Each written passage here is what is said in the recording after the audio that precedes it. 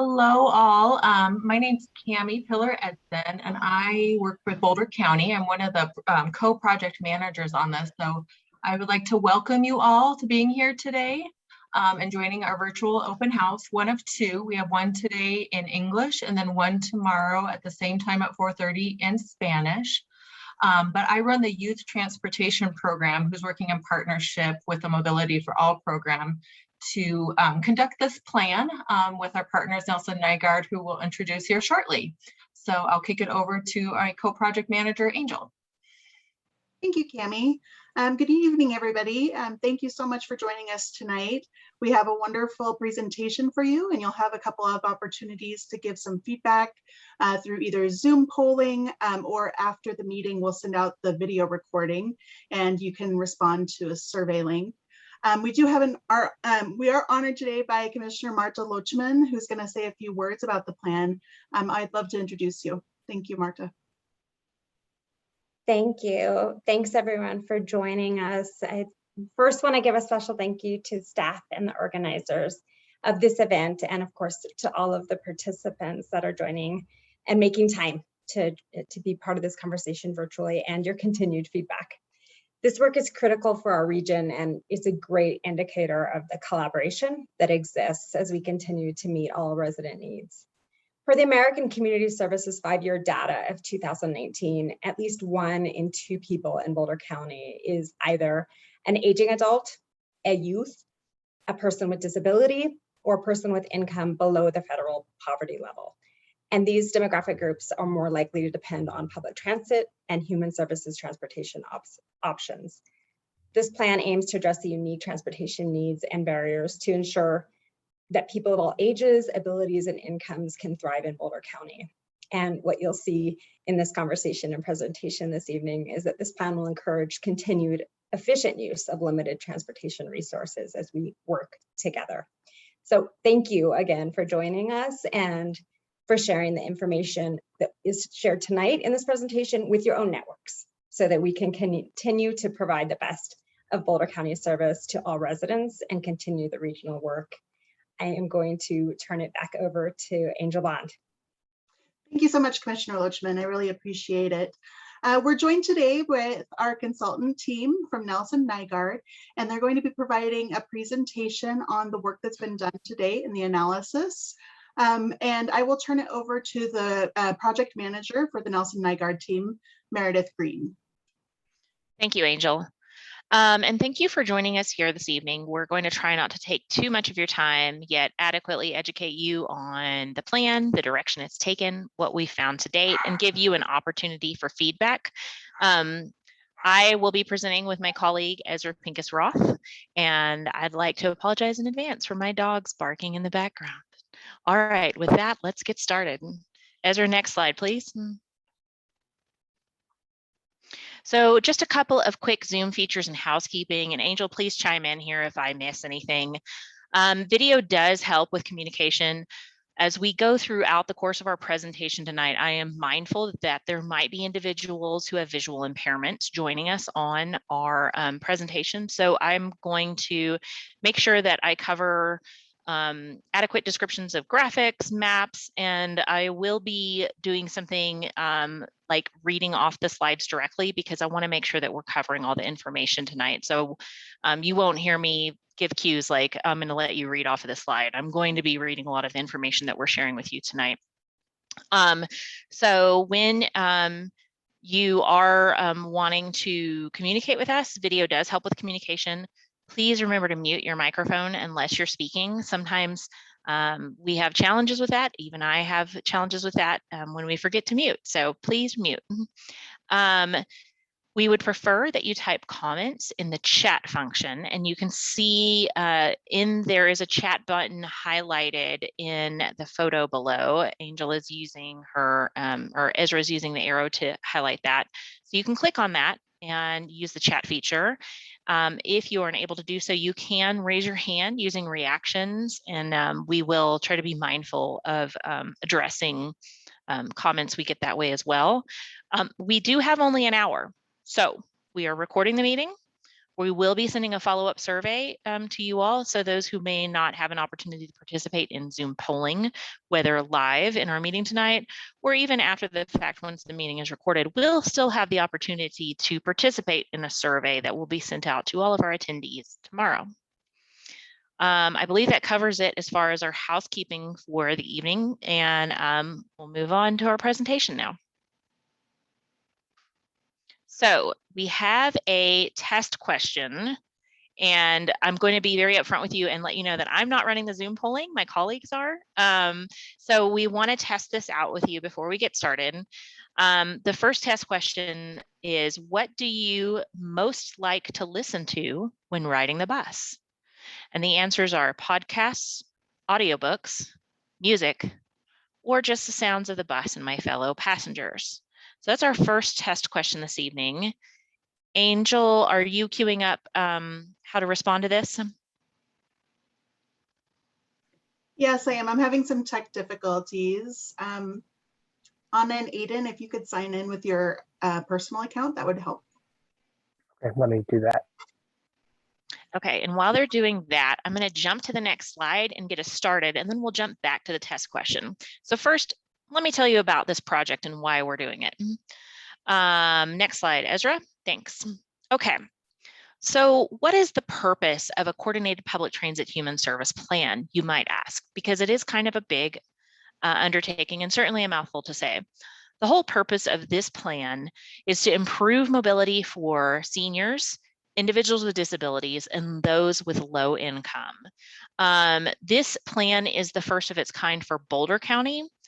These types of plans have been developed nationally for a few decades now and put in place to receive federal transportation dollars.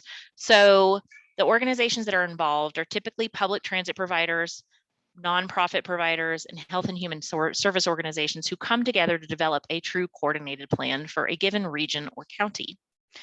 There is a federal transit law requirement that states that any entity who is applying for what we call 5310 funds, which that is the funding pot at the federal level for enhanced mobility for individuals with older adults and individuals with disabilities project funding. So projects of that nature who are looking for that type of funding must be included in a locally developed coordinated plan. So that's why we're here. We've been working with Boulder County and facilitating the process to develop a coordinated plan for Boulder County that is, again, aimed at improving mobility.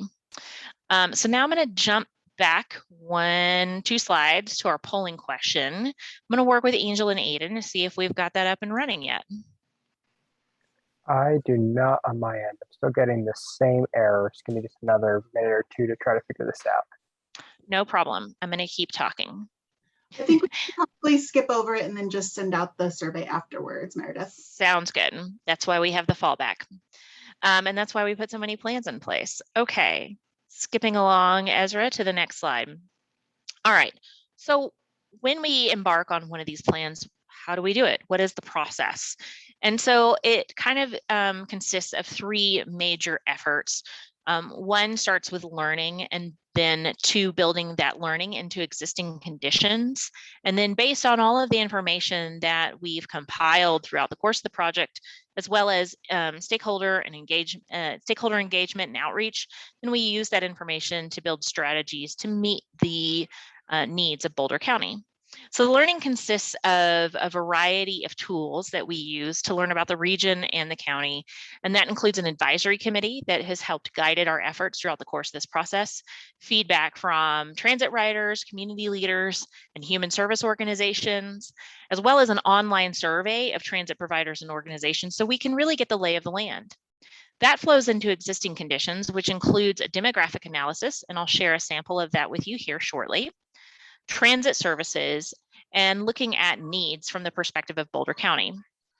Using all of that information, plus the engagement, we use that to develop strategies to meet those needs.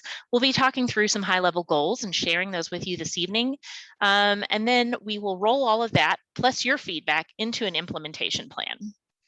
Next slide, Ezra. So I mentioned that we have some stakeholder engagement. as well as a technical advisory committee, let's talk about who is involved and who has participated in this process to date. First and foremost, the technical advisory committee. That TAC, as we call it, consists of 25 partner agency representatives. So these individuals have participated from the beginning of this process to help guide planning efforts, to give us feedback, and to kind of be our North Star, so to speak, as we move through this process. We've also included community partners. Reading through that list, it includes Colorado Department of Transportation Transit, Safe Routes to School.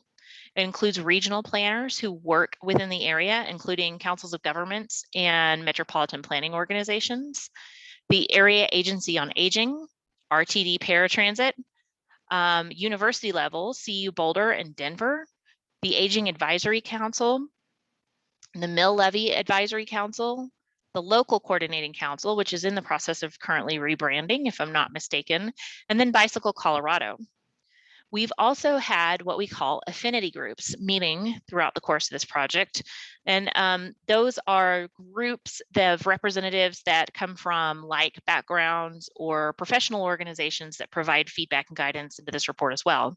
That includes youth programs leadership, individuals with disabilities, racial, ethnic, income, and age equity groups, healthcare workers, municipal planners, and Boulder Valley and St. Vrain School District representatives. It wasn't something I directly pointed out in our earlier slide when we talk about what this plan is about, but it's important to note that Boulder County is going the extra step in including youth and student transportation as a part of this plan. Next slide. So let's talk about our key findings. So in order to develop a transit propensity index for Boulder County, and that's just a fancy way of saying where is the greatest need for public transportation and health and human services within the county, our team created an overlay map that included demographics from older adults, youth, individuals with disabilities, and those with low incomes. So we overlaid those demographics to create a larger map. And so when we look at this map, and I'm going to describe it to you, the areas with a notable amount of need include Central Lafayette, South Boulder, rural North Boulder, Lyons, Nederland, parts of Superior adjacent to Broomfield, and then the eastern, northwestern, and southern peripheries outside Central Longmont. So what we're seeing here as a part of this demographic analysis is that there are pockets of definitive need, some that definitely have higher need than other areas. Next slide. So I'm going to summarize the needs that we found to date as a part of this process. We know that there is a need for additional data and organizational support for transportation planning and policy. And that's generally across the board as we talk to most of our stakeholders. Another finding, and this is probably obvious to those of you who reside and work in Boulder County, is that the region's land use and urban design is not necessarily conducive to transit supportive communities. So sometimes it can be difficult for individuals to access transit, whether by design because of the street network or access, curb cuts, and so on and so forth. So consideration for regional design. We do know that the cost of transportation is a burden on top of the rising cost of housing. And that was something that was addressed in our affinity groups, as well as our one-on-one stakeholder interviews throughout the course of this project on multiple levels. Community groups, nonprofits, and governments alike may not necessarily have enough resources. And this is especially true given our COVID crisis. In fact, we've had multiple discussions about how there's a bus operator shortage, and in a lot of cases, there's just not enough resources to fill the positions needed in order to perform daily functions. Next. There are definitely service gaps for localities and communities outside regional transit hubs. And so this is definitely one of the things that we're looking at and why we brought RTD into the fold, not only with our TAC participation, but as well with a stakeholder interview. I think it's important to note that while RTD is a big entity, it cannot be all things to all people. So there will be service gaps, and that does exist. It is not unique to this region. It is definitely a regional issue across the board nationally. And that is why Boulder County determined that they needed to do a coordinated plan of their own. We also found that there is limited awareness of all transportation options. And again, this is not a problem that's unique to Boulder County or the surrounding region.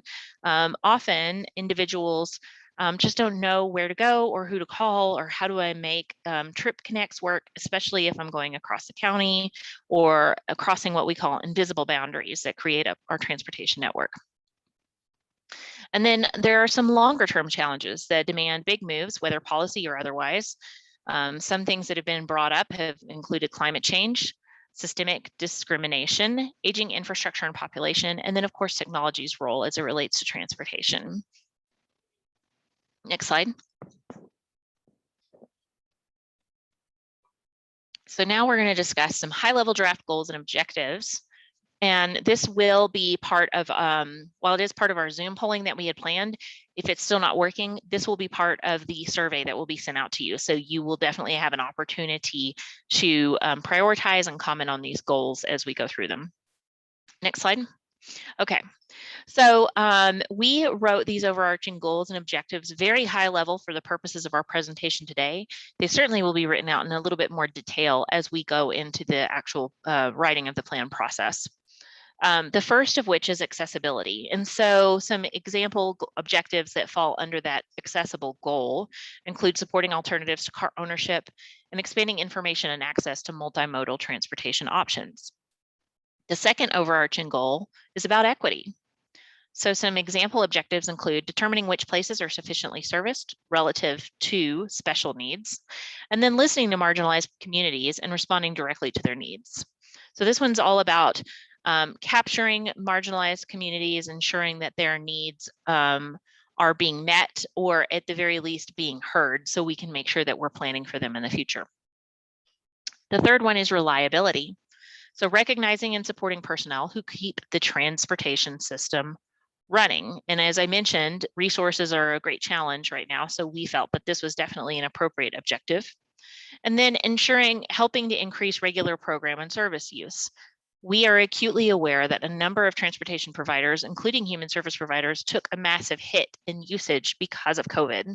We're also aware that we're creeping back up into a fourth wave and preparing to deal with that. So really planning for reliability of services, because once we do climb our way out of this pandemic, there will be a need there for all of these types of services. Next slide.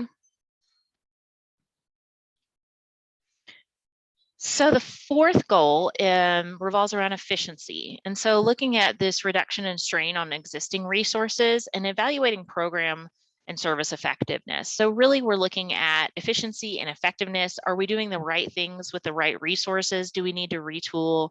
Is there a redesign? The fifth one is about sustainability. So investing in Boulder County's future social and financial growth, continuing the county's drive for greater fuel efficiency and fewer climate impacts. And then lastly, safety. Embracing a philosophy of universal design for all ages and abilities, which is really tying into what Mobility for All is about. And then helping people feel more comfortable with multiple transportation options, because we know that there is no one size fits all. And we also know that it may not be a 5-day-a-week option for some individuals. So we've got to be mindful of including all ages and abilities in multiple options and considerations. Next slide. So I don't think we have our polling up yet. I see Angel saying no. So please be mindful that you all will be receiving an email as by way of follow-up tomorrow to this presentation, and it will include a Survey Monkey link for you to be able to respond to what you heard today, as well as several options for open comment. Oh, and don't forget that the chat box is still open, and we'll be checking that throughout the course of this presentation. Next slide. Okay, so at this point, we're going to open it up for a discussion on goals. As I mentioned previously, when we started this process, we definitely prefer that participants use the chat box and type their comments into the chat box. We are monitoring that, and we'll continue to kind of call out some of those things. If individuals cannot use the chat box, you of course are welcome to use the video chat feature and unmute yourself. I'll ask if you can to please raise your hand, because we'll monitor that as well, so it's not complete melee as we move into this discussion period. So what we are asking for your comments on are these overarching goals. And what we really want to find out is, how do these goals resonate with you? Do you feel like they're the right goals for Boulder County as we move forward? Is there anything that we're missing? So I'm going to give you guys a few minutes, open up the chat, and we're going to see if anybody has any comments.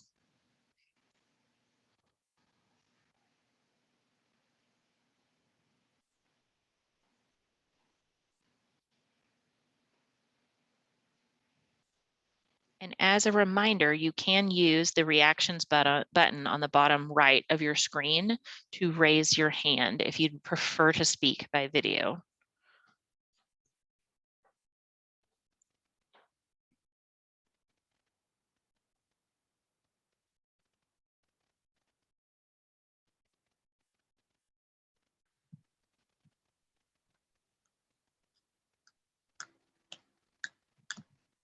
And Cami re-entered the question into the chat, reiterating, are these the right goals for Boulder County? Is anything missing? Okay, Shelby, I see that you are raising your hand, so I'm going to go ahead and call on you to unmute if you'd like to comment.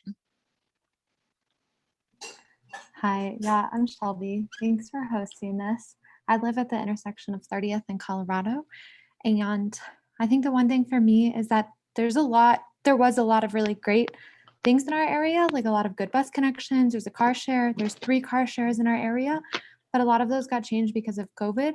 And then just over the last like 2 or 3 years, the amount of construction has made it really hard to navigate. And so to me, it feels more like not so much like the programs and like what's available, because what's available works unless there's something like construction that impacts it. So like recently where the car share has been under construction for months. And so every once in a while, if you try to use the car share, you can't actually get the car out of the parking lot because of construction. Sometimes the sidewalk is closed. And it's like every time I turn around, there's like a new project and I never know, like, I feel like I'm the one who constantly has to be like, hey, as a wheelchair user and someone with limited mobility, I have another problem. And it just becomes like really challenging, I think, to always be the one who's like, hey, there's another problem. There's another problem. And I've contacted RTD several times too about the buses. And they always say like, well, you can make connections, but making like 5 connections isn't really viable. And so I guess my overall comment is just the changes that aren't necessarily intentional just result in like worse outcomes, I think. Acknowledge, Shelby. Thank you for sharing. It also sounds like you have a little one, so I can only imagine that it's compounded even more from that perspective. Okay, so, and as a reminder, we are recording this, so we are taking down all of your comments and we'll certainly roll them into the end portion of this plan. Okay, just really quickly, I'm going to read the comment from Katrina and then I'm going to call on Kim. Katrina says, I'd love to see the underserved areas called out at the same level as minorities. All of Western Boulder County is empty of service. Okay, so what Katrina is referring to are the gaps in service, and we certainly have acknowledged those as a part of the larger plan. And that item is definitely up for discussion as we dive into deeper strategies. Thank you, Katrina, for that comment. Okay, I'm going to call on Kim. Kim Cortez, if I'm pronouncing your last name correctly, it is your turn to speak. You nailed it. Hi. So I do feel like there's a piece that seems to be missing for me, but I'm struggling a little bit with how best to articulate it because I'm new to I work with the IDD community and I'm new to my role and have not been involved in this process to date. So it might be sort of rehashing old territory, but a big part of the work I do is advocating for employment opportunities for people with IDD and employment first for people with IDD. And what we run into is that transportation is sort of the most insurmountable barrier for the folks that we're trying to support. And so, for example, we will have a great job opportunity for someone that they're really excited about, but it's like just over the border in Weld County, so they can't get there. Or it's second shift, and so Via and Accessoride aren't operating. And so I'm not sure what I would call that in terms of an overarching goal, if that's like promoting independence or because I don't really think of it as accessibility exactly. It's more like equal access to opportunity that transportation provides for folks. So I would love to see that reflected more explicitly. Definitely, Kim. And that is something that does come up often when we dive into these coordinated plans, is really looking at the connectivity, like I mentioned, with the invisible barriers, as well as second, third shift workers. So as we write these out in a little bit more detail, it'll most likely fall under more than one category, because I think it's a combination of a few, but we will definitely incorporate that as we move forward. It's a really good point. Thank you. Okay, I am checking the comment box and I see that Jeff has his hand raised. Jeff Butts, I'm going to call on you and you can unmute. Great, hi, thank you. I prefer to just speak as opposed to chat. I think there's something around what has been mentioned around, maybe it's accessibility, but promoting independence. And I don't know where that goes. And I think that fits in a couple of different ways. And promoting independence and also promoting maybe elegance, and meaning like I have a weird thing called photophobia. And so whenever I take the RTD bus, I come home with a migraine, because they have their lights on, and they are the type of lights that are the specific type of lights that give me migraines. So going from Boulder to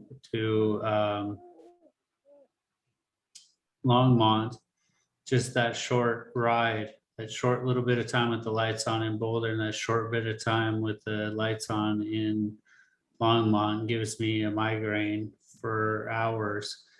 And so and then, I think it was Shelby had mentioned how some of the things that we're trying to do that help actually impede and make it more difficult. And so I'm not sure how to,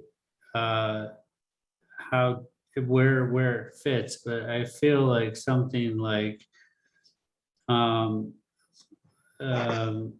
livability, equality, equal opportunity, something of that nature, where elegance, meaning like if someone's riding if someone's utilizing a mobility device, the transit is easy for them to get on and off, as opposed to waiting for half an hour, then have it not work and have to wait for the next bus and have everybody upset. And so I'm not sure really where that fits, but I think some sort of goal around like humanity.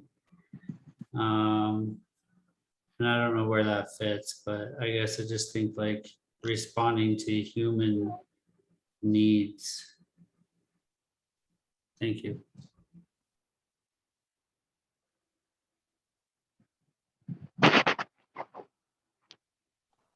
Oh, Meredith, you're muted.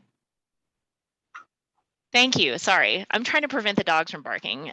What I was saying, Jeff, a lot of what you're touching on is kind of mirroring a little bit what Shelby was describing with her frustration. So we will definitely fine tune these and make sure that your comments are included and reflected in these updated goals and objectives. So thank you for your comment, Jeff. Okay, so in the chat box, I have Adam that has said his comment is frequent enough schedules to make public transit usable or unusable. COVID has reduced schedules. That's definitely true. Do we have enough demand without frequent schedules to justify the expense? How will we monitor usage to see if it makes more sense to just subsidize something private, a private alternative such as a ride service for users who can't take public transit? That is a really good comment, Adam. We have noted that. And then there's one more comment, and then I'll jump over to Dana. Leonard, my personal feeling is that the transportation providers aren't the best match for needs. RTD doesn't support Boulder County as well as I'd like. Also, I think that ride sharing is from private companies and profit driven and expensive. I'd like to see a priority for local providers and transportation services.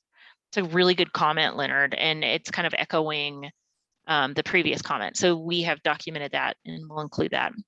So before I read the next comment from Lisa, I'm going to jump over and give Dana the floor. Hi, Dana. How are you? Welcome.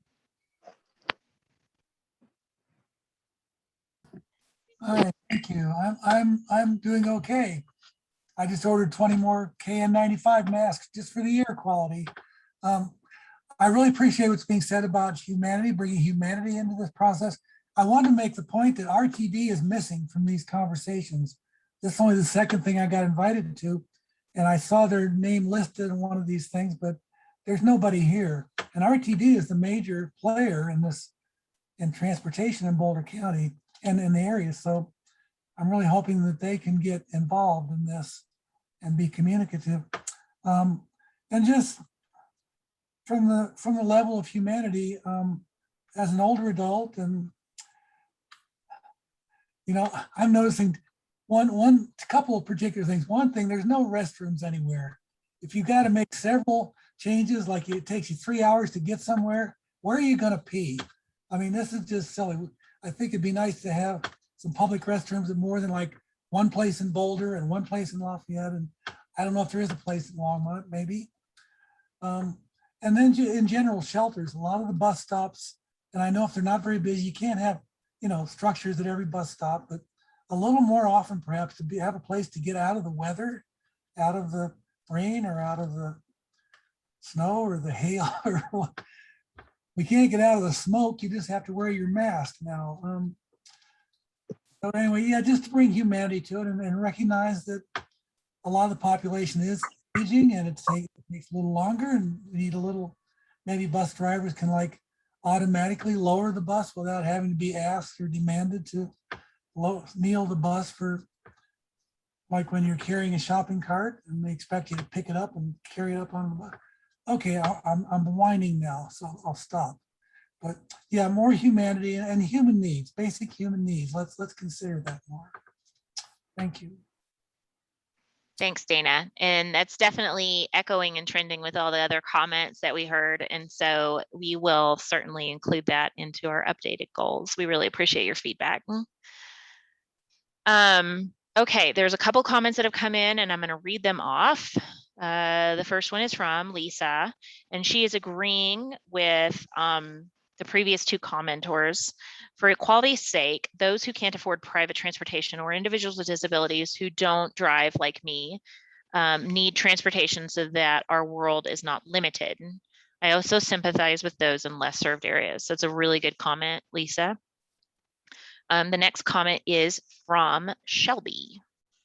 I echo Dana about the need for shelters and restrooms. Yes, it is definitely, that's like a common human need, as well as kneeling the bus. I mean, it should go without saying.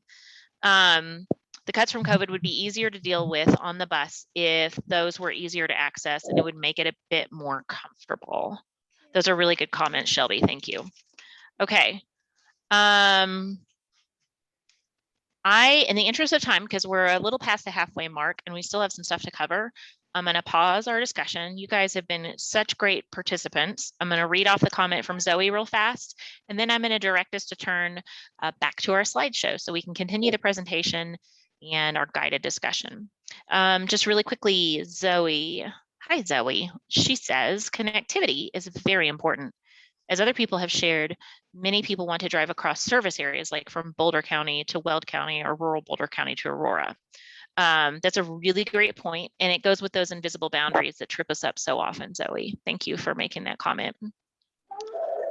Okay, I'm going to remind everybody to mute if y'all can. I know I have background noise, and I apologize for that in advance.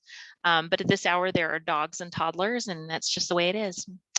Okay, so now I'm going to turn it to my colleague, Ezra Pincus-Roth, and he is going to talk you guys through draft strategies to meet the needs. Ezra? Great, thanks, Meredith.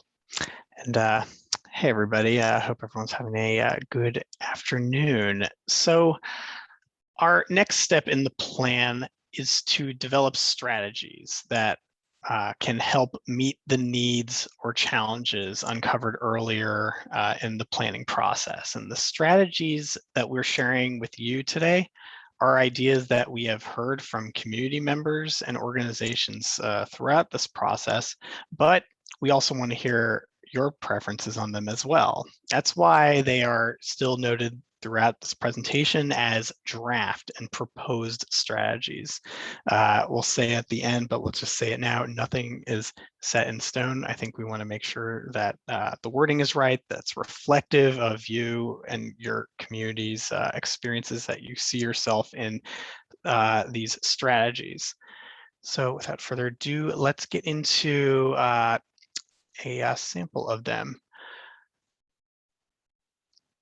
First off, I'll just read the bullet. Further study of transportation demand and priority gaps. So beyond what this plan has already done, there is further opportunity to get more detailed into studying transportation demand and understanding how efficient public programs related to transportation are in Boulder County. For example, the locations of transfer stations or park and rides, are they actually convenient for people's needs in 2021? Do they need to be moved or adjusted?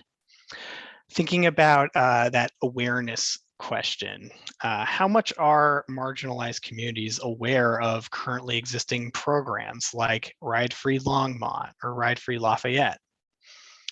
On the youth piece, we've heard about students in Gilpin and Grand counties who go into Boulder County for school. What mode of transportation are those students taking? How much do schools vary in terms of the percent of folks who ride the bus versus biking to school?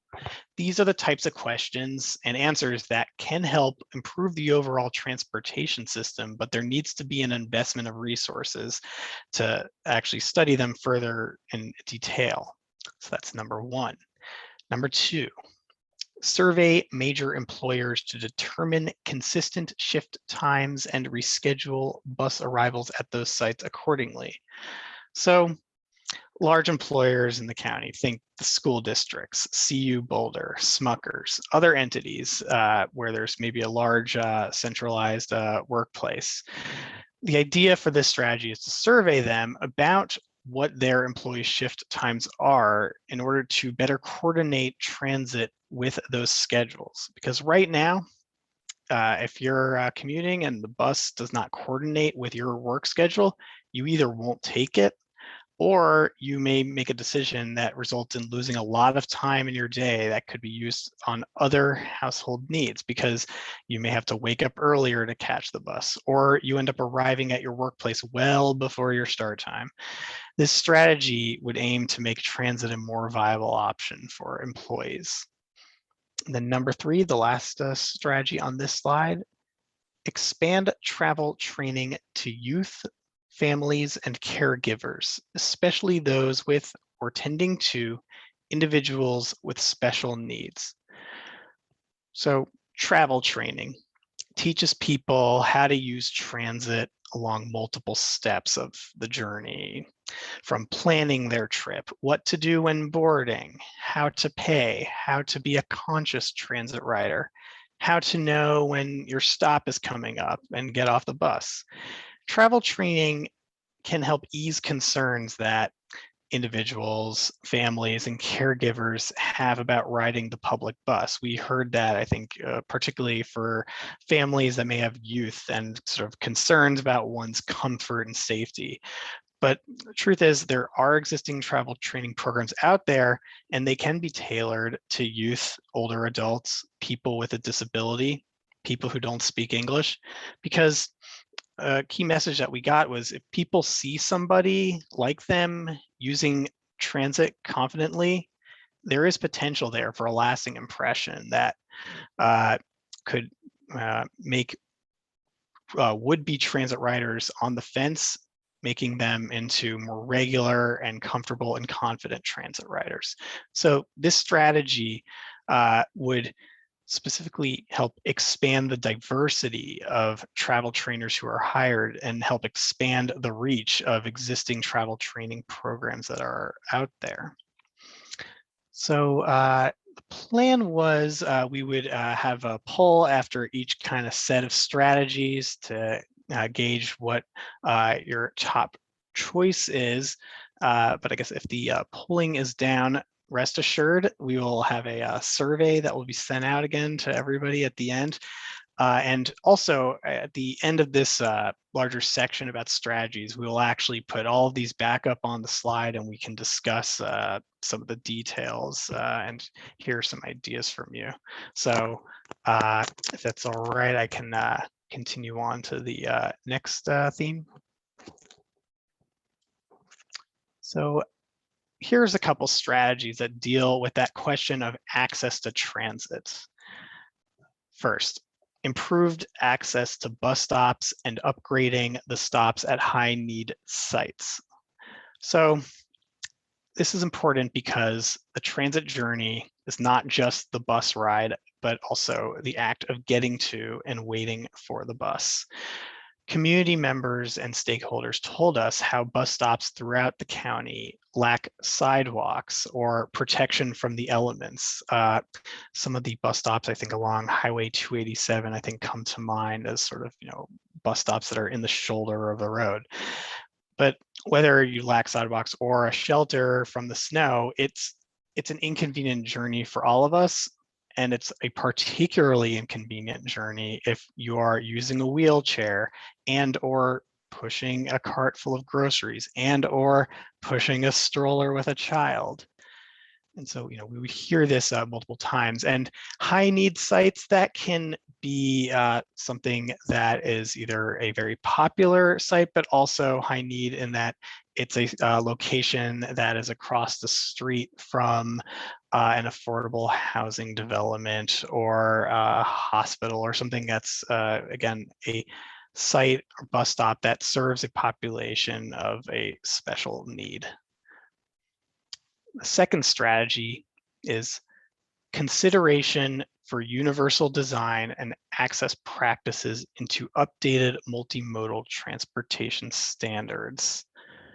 So this is about the concept of universal design. And what is universal design? It's defined in an article by Colorado State as, quote, making all facilities useful for all people, regardless of their age, culture, ability, or identity, by recognizing and anticipating challenges and removing as many barriers as possible, end quote.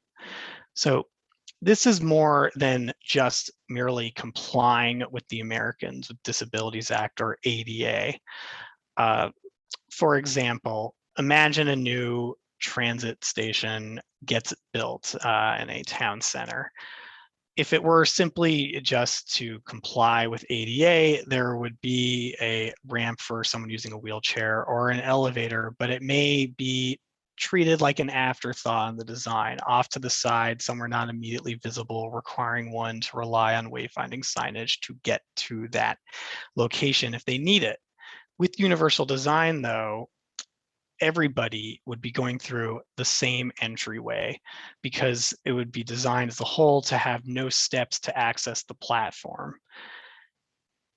Universal design, it doesn't just only benefit transit riders. There's other considerations that come up. I think there was mention earlier of the topic of the sensitivity to certain lights. So for example, we talk about how placing lighting around a bus stop or an intersection at night is helpful for people walking because it provides a sense of safety and visibility. But how does one design the illumination itself? If it's sudden, a bus driver or someone biking by, it may be very jarring for their experience. But if you put it into multimodal transportation standards that lighting leading up to a bus stop and following it must be gradual so drivers' eyes can adjust more easily, that's another kind of example of a standard that, again, really seeks to consider all the potential barriers and challenges that somebody might face. So those are just, again, some examples of universal design, and beyond just merely complying with the ADA. So again, we will get into top choices with the survey and also your thoughts at the end of the section. And the last set of proposed draft strategies we'd like to share with you today are focused on transit services. So the first proposed strategy, on this slide, support local volunteer driver programs to help post-pandemic recovery and close access gaps throughout the region's more isolated areas. So more support for volunteer driver programs. In the pre-COVID era, let's say, volunteer driver programs came up multiple times as an already in practice program that helps build connections in community, particularly in more rural or low density areas that may not necessarily have the infrastructure and density to support the kind of high frequency fixed route transit of other areas. And in this project process, which is post outbreak, it still came up as an option as we would listen to the experiences of people with disabilities, people who live in remote areas, and both people who essentially lack access to both transit, but also to the social capital and friends that may have access to a vehicle. Volunteer drivers are a piece of that missing gap, and they typically can receive some incentive to help drive their neighbors around, like getting reimbursements for gas or repairs to their vehicle.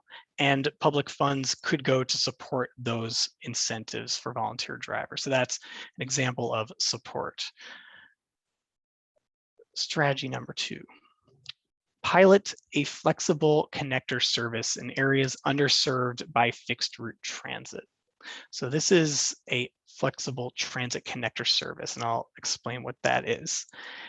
It's a hybrid type of a bus route, which includes what we call a fixed portion, like your typical fixed route bus line, like the HOP, and a flex portion, like flex ride, where the bus then deviates from a certain set distance from the line to go pick up or drop off a passenger who has requested the ride on their phone.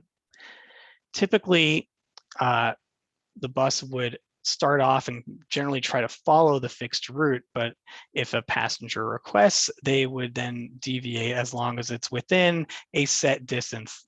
Typically, that's no more than about a mile of the fixed route, at least as we've seen it in practice.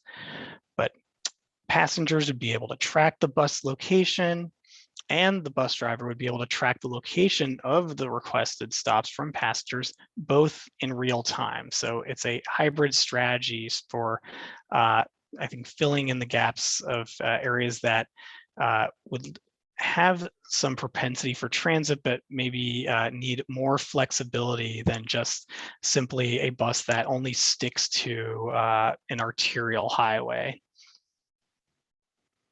And then the third strategy here is transportation for veterans under 60 to and from Cheyenne, Wyoming, and Aurora, Colorado. So this pertains to our veterans who receive health care from the VA hospitals. Aurora and Cheyenne are your two big regional healthcare centers with a lot of specialty services that we hear about people in Boulder County and surrounding areas having to go to. And better access to those facilities was identified as an important gap. So there are grants that have the potential to help expand the provision of free transportation to veterans of all ages and abilities who would need to get to their medical appointments on time. So again, these are just a sample of strategies that are I think are public facing, and there are of course other ideas out there, and it's why we need your help to let us know what they are and what you think are a priority. So On this slide, all the bullet points you see are all the strategies that I listed out just for your easy reference. And we kind of want to now just kind of open it up to the group to hear what questions do you have about the proposed draft strategies that were discussed today? Do you have any ideas for this plan that we haven't covered? Anything that we could be more clear about or revise so that you, as I said before, that you see yourself and your community in this plan? Any locations in Boulder County that we need to make sure are covered? And just any kind of questions and ideas, again, you can use the chat box, you can raise your hand, and I will at least start by following up on some of the comments that were left since Meredith handed over the reins to me. So Darcy says, it's interesting to contemplate humanity as a goal separate from equity. That could include indicators such as comfort, convenience, and dignity, which are distinctly different from the other goals and objectives you've listed. Very important factors in transportation. Thanks, Darcy. Leonard says, I recently got my RTD MyRide Senior Discount card. A 50% discount is great, but it is an example of an area that needs elaboration. They could have a range of discounts based on need. It should be free, for example, for some people, not based on which communities can subsidize the fare for all, instead focused on the level of individual needs. Great, thank you, Leonard. And I think Leonard, also raises, a larger theme that we also have discussed, and you may recall in the sort of needs that Meredith described earlier, the question of cost. There are programs out there, like EcoPass, that provide discounts, but there's questions of awareness, questions of is it easier to administer if everyone within a community can simply access it, or should it be more of a means-based kind of test? These are some of the questions that have been raised. So, what else would you like to see in this plan for strategies? It looks like we have Shelby's hand raised. Shelby, you can unmute and talk.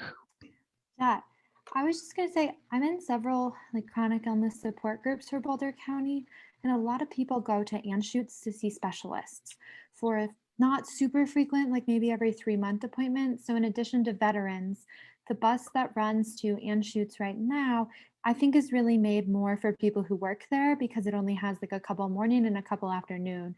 So it's really difficult if your appointment's only an hour. You can't really go there and come home without staying the whole day at Anschutz. So just as an additional consideration for transit to Aurora, I know there are quite a few people who do go to Anschutz for really specialty care. And even though you say, Shelby, that they're going every 3 months or so, if there's a good enough number of people that are using it, it sounds like it needs to be consistently served. Is that what I'm hearing? I mean, that would be what I think. I don't know. They don't do it right now. So I've always thought maybe there's not high enough demand. But yeah, there's just a lot of, there's a lack of a lot of specialists in Boulder County for different conditions. And so again, Anschutz has just been a really big hub, I think, for some of that care.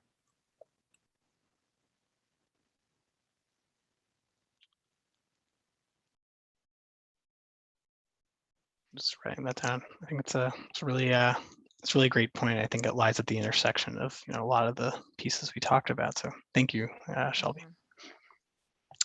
Anybody else?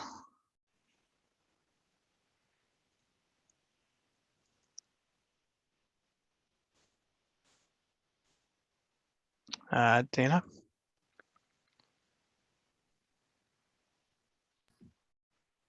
Yeah, I want to go back to one of your points, or one of your pages. You talked about supporting local volunteer driver programs as opposed to other things, the flexible connector service, et cetera. Mm-hmm. The flexible connector service, we're going to see more of what we already see, which is a lot of giant buses running around mostly empty, which is not good for the climate. And I definitely would tick off the support local volunteer driver programs for a couple of reasons. One, because they're going to be more appropriately sized to the need. As much as individual cars are not the way to go, sometimes they are the way to go, as opposed to a big bus or even a big van with 1 or 2 people on it. And even, maybe even more importantly, supporting programs like that helps to build community, helps people to get to know other people in their local community. And ultimately, I think that's the most important thing, is we get to know each other more and get more mutuality going, not paying money for everything, but actually exchanging help with each other and getting to know your neighbors and friends and things like that. And so it supports local community building, which is a big piece of the puzzle. Thank you. And thank you. Yeah, I like that, Dana. Do you see the comment from Lisa, Ezra? Yes, I like the idea of universal accessibility. We do too, Lisa. We do too. Thanks, Lisa. So Ezra, I just wanted to do a quick time check. We have about 4 minutes left. Yeah. Yeah.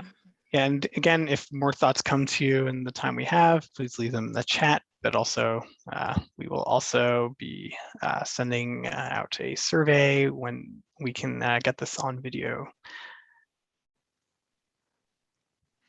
Okay, so before I dive into next steps, I wanted to read the comment from Leonard. Volunteer drivers is a good strategy. There are some virtual communities in which people freely contribute, such as an open source software. There could be a good number of people willing to drive others for free. They need to be organized, such as by an app. Yeah, that's a really good comment, Leonard. I think one of the challenges that volunteer drivers faced, especially early in the pandemic, was that they were really afraid to drive. So now that we at least have vaccination as an option, we're hoping to see a resurgence of volunteer driver programs. And then another comment from Karen. I am thrilled to see veterans under 60 to and from the VA medical centers in Denver and Cheyenne. This has been needed for a long time. We agree, Karen. Okay, so let me talk you through next steps, because we're 3 minutes out and I want to be respectful of everyone's time, especially since we're into the evening hours. So as you've seen here, and it's part of our presentation you've actively participated in, we are still working on refining the goals and strategies. As Ezra reiterated, nothing is set in stone. So we are going to be taking feedback from you all today as you participate in a Survey Monkey, which is going to be headed out to you tomorrow as a thank you for coming to our meeting. And we're going to be taking all of those things into consideration. So we do have a lot of open text options as a part of the Survey Monkey, and we're looking forward to hearing any additional ideas and feedback from you. So please let us know what your thoughts are. We definitely have taken down everything you've shared with us tonight. We are working on developing a directory of transportation resources for Boulder County and the surrounding area. So I believe, Angel, please tell me if I'm talking out of turn, but that should be posted on the website for this project. And then once that's completed, everyone will have access to it. Cami is giving me a thumbs up and nodding, so yes. And Angel just posted the link to the website in the chat that you can access from there. And then, of course, we are working on developing a draft plan report. And so we'll be developing that over the next couple of months. Excuse the toddler in the background. And we should have that mostly finalized, we hope, by the beginning of October. So those are our next steps. Again, you'll be receiving a thank you email from Mobility for All tomorrow with the survey link. And so we really do hope to hear from you as a part of this process. And the Coordinated Plans website link is dropped in the chat. You can see Angel and Cami's contact information listed below, as well as websites for the Mobility for All and Safe Routes, which is the youth transportation program. So please take a minute to visit those. You can see where we are as far as progress goes with this plan. And we are just so grateful that you dedicated an hour to spend with us tonight so we could tell you about this process. Angel? I just want to thank the consultant team and thank everybody for showing up. And I will send out an email tomorrow, as Meredith said. And I also want to thank my co-project manager, Cami. It's really great to be able to work on both youth and mobility for all issues. So if you have any recommendations, please don't hesitate to reach out or contact us.